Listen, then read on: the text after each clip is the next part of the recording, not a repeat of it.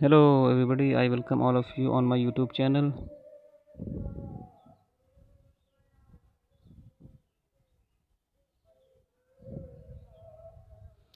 So here I have started mains answer writing challenge series for all the IAS aspirant for mains answer writing general studies paper number 1, paper number 2, paper number 3 and paper number 4, as well as for optional paper also, as well as for essay paper also, for both Hindi medium aspirants and English medium aspirants. And apart from these, I will every day upload 6 to 8 MCQs from static portion as well as from current affairs, the Hindu and the Indian Express also. So it's my personal guarantee that either in the prelims or in the mains, all the questions in your examinations will be from this series only. If you follow this series for 1 to 1.5 years, then you will find that all the questions are only and only from this MCQ series only. And if you have any doubt, so you can ask me in the comment section. An analysis of essay as well as these means answer writing challenge questions from the Hindu and the Indian Express I will upload in the PDF file. So these will be ready-made answers and standard answers for the examination point of view. And I will also explain in the PDF that how to write a standard answer with all the things, what should be the introduction of your answers, how to write the body, how to write the structure of the answer, and how to conclude at the end of the answers. Okay, so you can download the PDF files on everyday basis and you can have idea.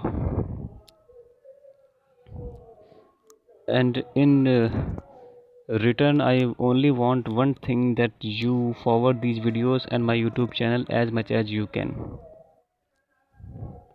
So I am starting for 11th अगस्त mains answer writing challenge questions, और ये जो questions है वो Hindi medium के छात्रों के लिए हैं.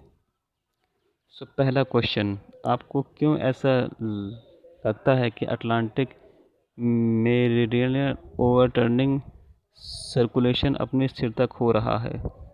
वैश्विक जलवायु प्रणाली पर इसके इसके निहितार्थ की भी जांच करें. संदर्भ इंडियन एक्सप्रेस. सो अगला सवाल, निशक्त व्यक्तियों के अधिकारियों के कार्यान्वयन के लिए अक्षरक्षण क्रियान्वयन तथा मानवाधिकार आधारित दृष्टिकोण की आवश्यकता है. विस्तार से इसको बताइए 250 शब्दों में. और इसका रेफरेंस है इंडियन एक्सप्रेस अखबार. अगला क्वेश्चन, उन कारकों पर चर्चा करें जो इस बात पर जोर देते हैं कि भारत यूएनएससी में एक स्थायी सीट का हकदार है. इस लक्ष्य को प्राप्त करने में भारत के लिए क्या क्या बाधाएं हैं? 250 शब्दों में लिखिए. इसका रेफरेंस है द हिंदू अखबार.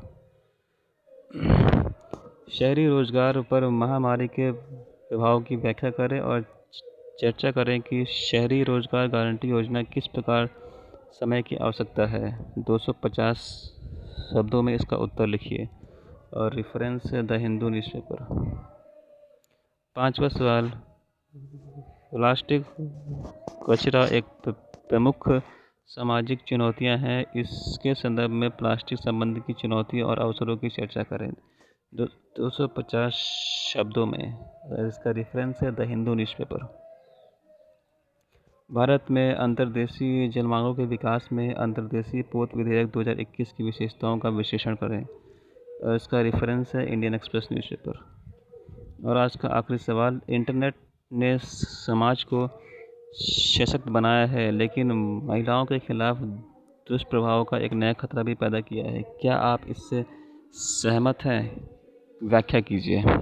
रेफरेंस है the Hindu newspaper. So thank you so much. आप लोगों का बहुत बहुत धन्यवाद मेरे इस यूट्यूब चैनल में आने के लिए और मेरे इन वीडियोस को वॉच करने के लिए. और मैं आशा करता हूँ कि मैं और भी अच्छे अच्छे वीडियोस के साथ में आपके लिए आ पाऊँगा, जो कि आपके एग्ज़ामिनेशन पॉइंट ऑफ व्यू से इम्पोर्टेंट होंगे।